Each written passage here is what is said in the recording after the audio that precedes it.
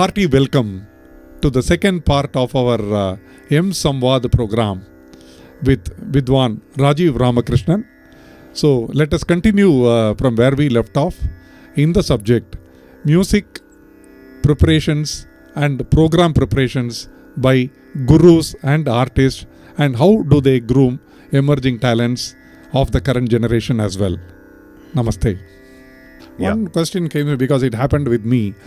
I learnt mridangam for close to 2.5 to 3 years from a guru. Oh, okay. And when I went for an upgradation to another guru, I'm not naming any persons here. So I was told, you should forget what you have learnt. It came as a surprise. Mind you, I was like 12 years old at that time. I said, studying something is very, even if it is difficult, it's possible. But forgetting something, how can I do that? But I had to do that. I did it. So this happens in your case also. Like, Yes. somebody coming, learning with something, and how do you ensure that their practice changes, the way they have learnt changes, and how do they adapt to your... there are different schools of thought and different schools of learning, right? Yes. Do you have any experience, and how do you do that? Yes. Quite a few times I've asked my students to unlearn and relearn the whole thing. Yes, that has happened to me, especially with intermediate level students. With intermediate, when I'm accepting intermediate level students, my expectations are quite high. They should be able to sing varnams and kruthis properly, and with proper shruti, and everything should be sung in a proper way. The sangadis should be very clear. All those things, they should be able to sing the song correctly as well as continuously. From the starting to end, they should be able to sing a kruthi or a varnam completely. So that is what I look for in intermediate level students. Sometimes what happens is, if their previous guru has not insisted on continuous singing, sometimes they may not be able to sing continuously. Yeah, so that I've experienced. One kid joined my classes, and she was able to sing all the sangadis correctly, but she was not able to sing the entire pallavi in one shot. That is very important, and the main reason for that is her previous guru did not emphasize on that. So what I did was, one entire month I spent only for that. Okay, I told her, you sing the entire pallavi in one shot. In today's class, let us do only that. Okay, let us do the anupallavi later. Let us do the charanam later. The entire pallavi you should be able to sing in one go. So first you achieve that, then let us go to the anupallavi and follow the same. We'll follow the same thing for anupallavi. So those methods I taught her, and I also told her how to practice at home. And one more thing is, if she's practicing a varnam or a song at home, and if she's not getting a line properly, she used to continue from where she left. That is not the right method. We need to start that line from the beginning. Exactly. If a line gets interrupted, we should not continue from where we left. We should start that line again, and we need to keep on repeating that line until we are very comfortable with that. Correct. So those things were not taught to her. So I taught her those things, and now she's on par with the other kids. Sometimes, as you rightly said, unlearning and relearning has to be done. And especially when the patandaram is totally different. Yes. Because today I have the fortune of making a lot of people sing for Prashala, and when I see a small change in the rendition pattern itself, I ask them, they say, this is my patandaram, this is how I have been taught. Okay, in our school it is being taught like that, because DK Patamal, this thing is different, Shamagudi Mama, it is different. Even if Tirupavai, you can see different set of ragams in Tirupavai itself. That's correct. I follow Ariyakudi Raman Jayangar pattern, and there is another MLV pattern. Yeah. Somebody said, I will sing in this rag. I said, there is no such ragam in my Tirupavai list. So I was like, am I doing a mistake, or am I not knowing something? Then only I understood some years back that there is another. So the Patandaram and the versions, pattern and the syllabus or whatever it changes from school to school. So if one student comes from a different school, your job becomes a little more tougher. Making them unlearn and then adapt to your school. That's correct. That's correct. That is also what I mainly look for is if they are able to sing the song perfectly, then I'll ask them to stick to the Padandaram how they learnt.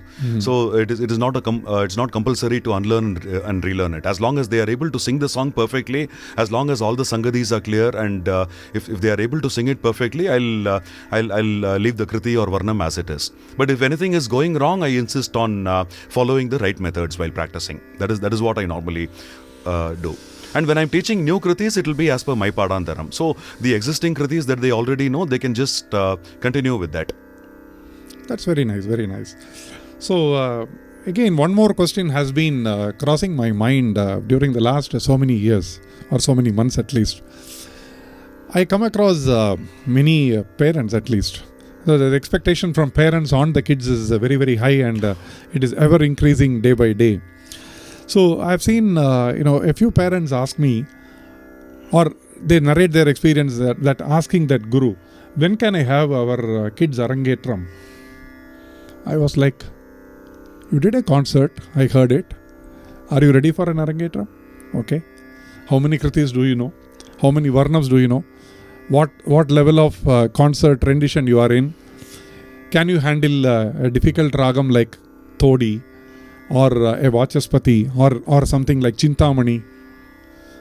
So the expectations from parents are always very high on the kids. That puts sometimes undue pressure.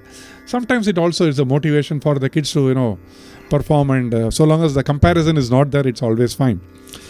So if somebody comes to you, they have just started, see, Vatapi Ganapatim is learnt, Telisi Rama learnt, and what is that? Sarimama Gama Gari Sasa Sanida Pasa. What is that? Raghuvamsha Sudha.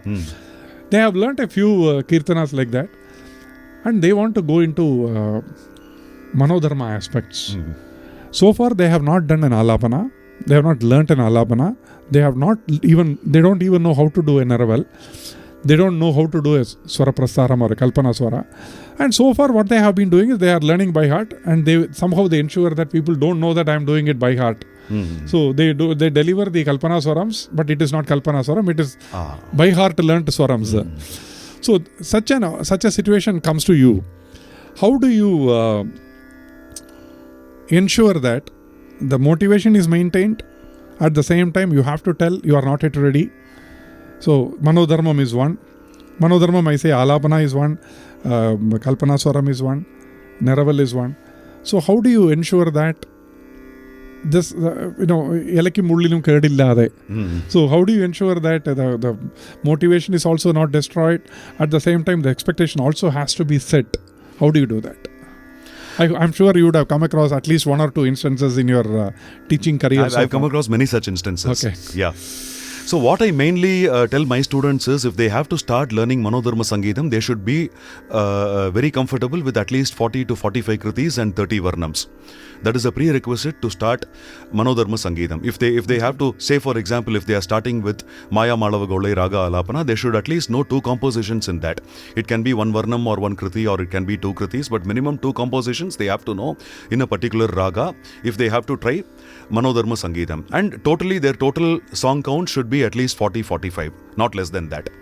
They should be knowing kritis and varnams in all the important ragas at least.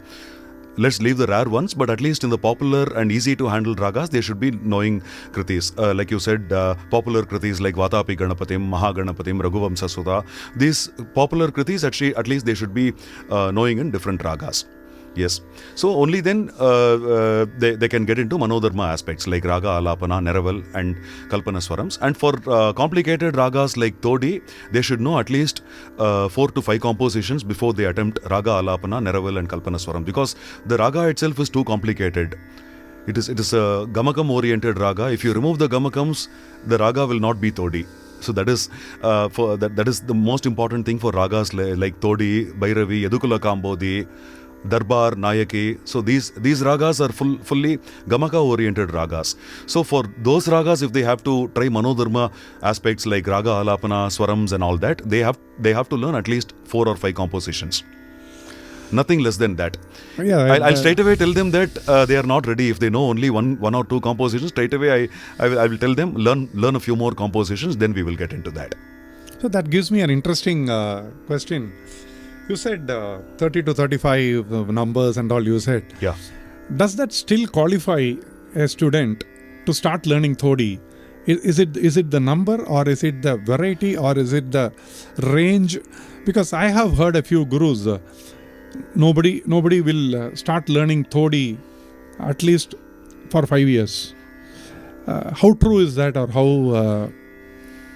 How do you look at it? Is it about the number, or is it about the variety, or is it about the complexity of the ragams you have learnt so far? It is true to some extent, because the number that I gave is for starting the simpler ragas like Maya Malava Golai, Mohanam, Hindolam, Suddhasaveri, Madhimavati. All these ragas are much simpler to sing. So for singing those ragas, total count can be 40 to 45 kritis, and it is enough if they know one song in Mohanam and one Varnam in Mohanam. So that is enough. We can teach them a simple raga alapana. Same thing with Shankara Varnam as well. One Varnam and one kriti will do. Same thing with Hindolam as well. One Varnam and one kriti will do.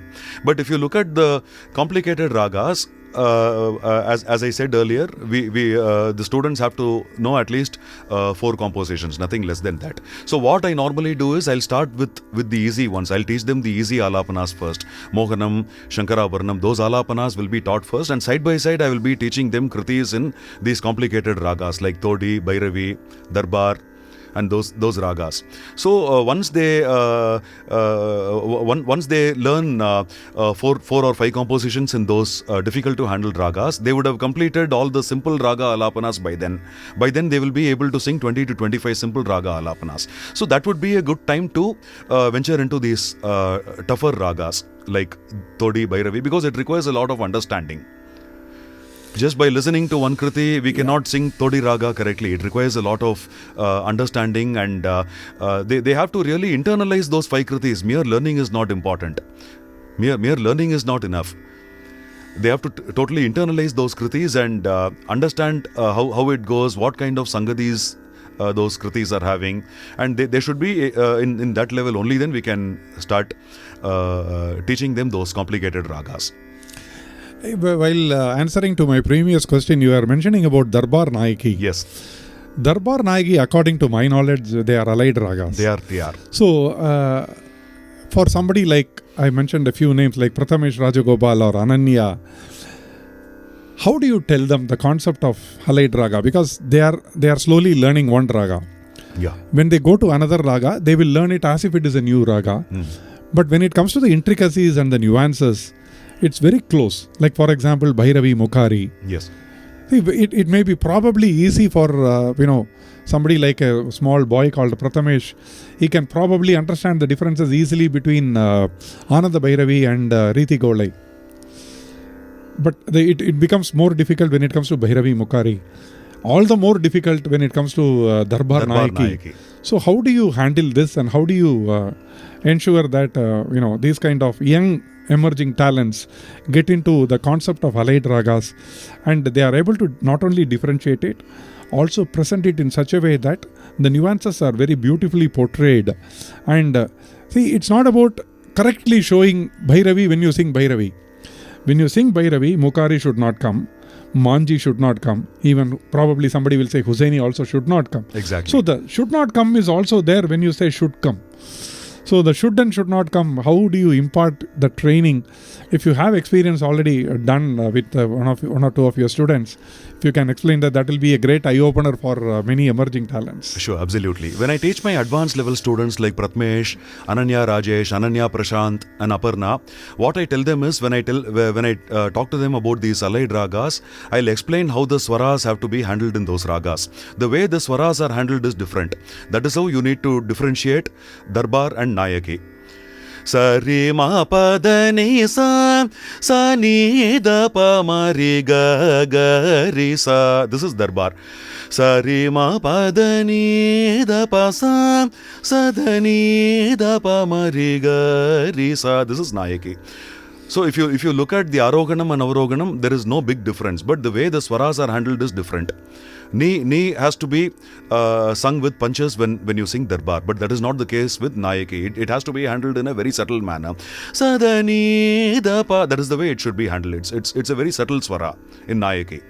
So if we sing that swara forcefully when we sing Nayaki will not be heard. It'll sound more like Darbar. So that is how I teach them all the intricacies and nuances, and I make them sing all these ragas repeatedly. Yeah, for Pratmesh, I taught one kruthi in Darbar. I taught him one kruthi in Nayaki as well. I taught him. You already done. Yeah, that. I taught him one kruthi Ni Bhajana Gana in Nayaki. So when I was teaching him, this is what I told. Ni Bhajana. When you start that Ni, it should sound exactly like Nayaki. It should not sound like Darbar. You should not push that Ni. That is what I told him. So similarly, I had a recent, instance. I noticed Kedara Gaulai and Suruti. I have found no similarity between these two ragams at all. At least confusion wise. Like you get confused with Pantuvarali, Purvi Kalyani, Ananda Bhairavi, Riti Gaulai, Bhairavi Mukari. As a Rasika, I'm not an expert in music. I have not found. See, I hear Suriti means it is only Suriti. Kedara Gaulai is only Suriti. Sorry, Kedara Gaulai is only Kedara Gaulai. What happened is recently one of Kala Prashala's Allied Raga video, I got this presentation by Siddharth Prakash and Amrit Narayan. When they gave the presentation, I saw that the Aroganam and Avaroganam are the same for both. But how to do the Prayogam? How do you present it? So I said, okay, such a brilliant piece of information is not available as easily. So that is when we thought we have to do more of Allied Ragams videos as well. And today you don't find abundance of clarity on these kind of subjects where you have to be very careful. People concentrate on how you should sing, how you should sing, how you should sing. The concentration is not how you should not sing that portion, so that this becomes more relevant and more clear and more precise and more concise. Yeah. So that is, I think, a very, very big challenge for gurus like you. Yes, it is. To especially grooming up emerging talents. Yeah, it is. So that is. That's when I was talking about this Todi also. See, Todi is very difficult to teach, and there are a few ragas. Especially, I will touch upon the subject of, say, for example, Swarajathi, written by Shri Syama Sastry. I feel whenever I have heard, it is one of the most difficult compositions to even learn. Exactly. And learn and then present it on stage with the synchronized contributions from the violin and the mridangam will be very, very even stalwarts. So the pressure is more on you. You cannot skip even one. You cannot slip at even one instance. Exactly. So how do you handle that? Teaching a very tough kruthi to be presented either in stage or in front of the camera. Can you tell me one example how you have done it? Sure. When I teach a tough kruthi to an advanced level students, I tell them many times that they have to sing that kruthi at least for 6 months at home. Only then they can perform it on stage.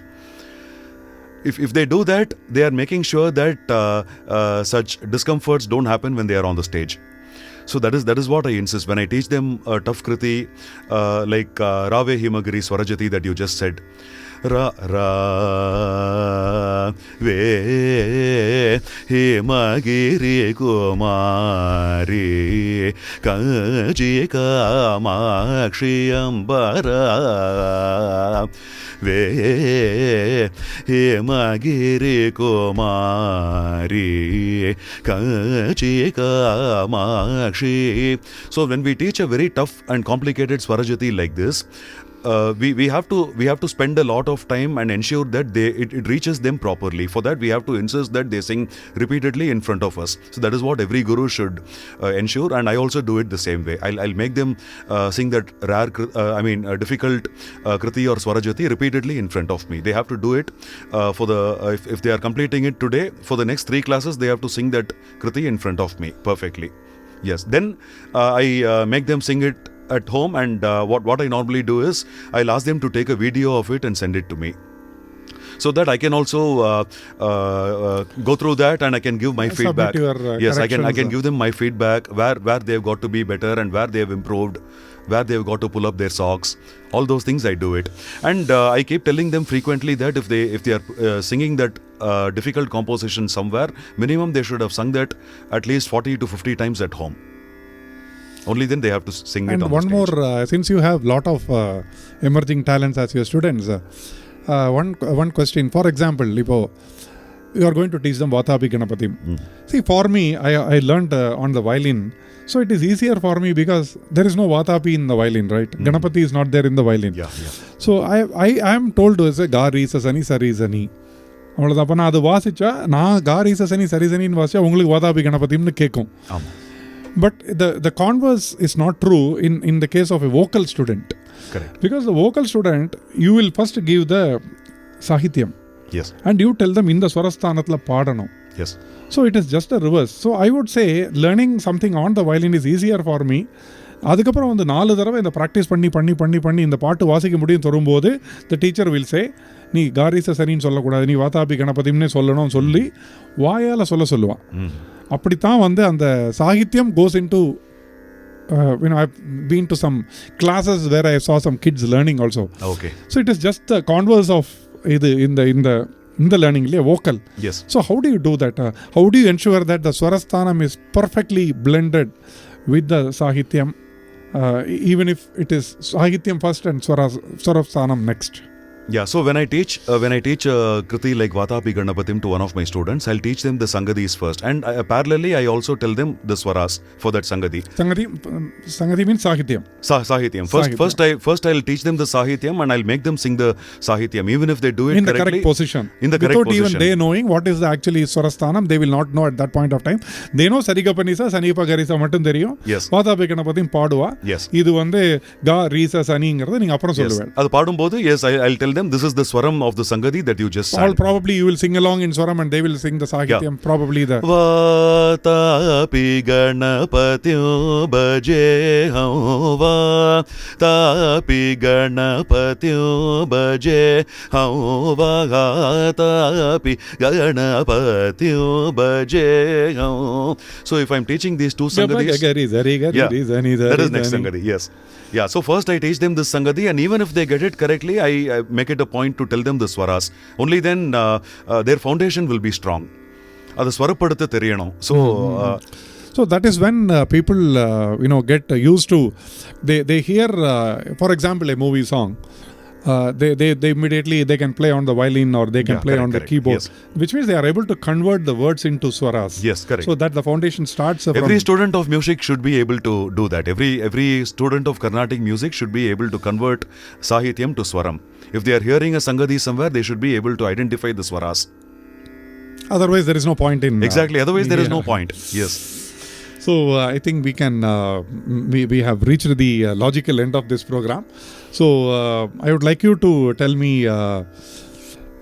since you have more than 20 years of experience in singing as well as more than 12 years of being a guru, if I were asking you to give a message to the emerging artists of today, the current generation, what would you want to give as a message? As an experienced artist and an experienced guru, what would be your message? The message that I would like to give to budding musicians is learn everything thoroughly and always be in the good books of your guru. That is very important. Every budding musician should always be in the good books of his or her guru, and that is very important. That is when the guru will also be extremely interested, and the guru will teach everything to that student. So that is very important. And as we were discussing before, the students or students' parents should not be hasty in terms of performance or taking part in competitions. Putting undue pressure on the guru, taking part in competitions and all that. All that they can do, but they have to wait for the guru's consent. If the guru feels that the student is fit enough to give concerts, then the guru will give his or her consent, and at that time they can approach sabhas and they can look for opportunities. But till then they need to wait. Till then the students should focus on getting the basics right. So if they are hasty, what happens is they will not be able to learn the basics correct, and if the foundation is shaky, then that is not good for their future. So first, their entire focus should be on getting everything right. Yes, and once the guru gives his or her consent, then they can go ahead and perform or teach or whatever it is. So that is the way we all learnt. Yeah, I did not ask my guru when I'm going to perform. In fact, none of my classmates asked my guru, "Sir, when are we going to perform?" We never did that. We waited for our guru to give his consent, and he himself told my parents that Rajiv is good enough to perform, and I'm going to get him an opportunity in Semangudi Foundation. That was when I gave my first concert. So that is a lesson, we have to all learn how to plan and prepare for our next level and how to, reach that level and then start performing, so that we will not be having any undue pressure. It is not like stepping into something and then learning. It is learning and then stepping in. So thanks for your wonderful message to the emerging talents. Because music is not something that comes easily. It requires a lot of hard work. It requires a lot of smart work as well. That is what I tell all my students. Mere hard work is not enough. Smart work is also very important. So they have to listen to a lot of good concerts. Listening is as important as practicing. They have to go and listen to a lot of wonderful concerts. And nowadays, a lot of online concerts are also happening, right? Yeah, correct. They have the privilege to watch those online concerts also from home. We never had that when we were learning music. We used to go to the sabhas and watch. Now, just in one click, everything is available. So they can watch and they can enhance their knowledge. They can hone their skills. All those things have to be done properly. Yes. That's very awesome. So with this, we come to the closure of this program, mSamvaad, where we discussed the finer points from a view of an artist and a very popular guru.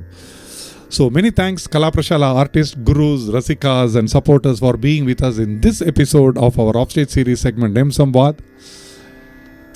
It was a pleasure to discuss everything with you, sir. Thanks for inviting me. And it's a wonderful initiative by Prashala. Please keep up this wonderful work.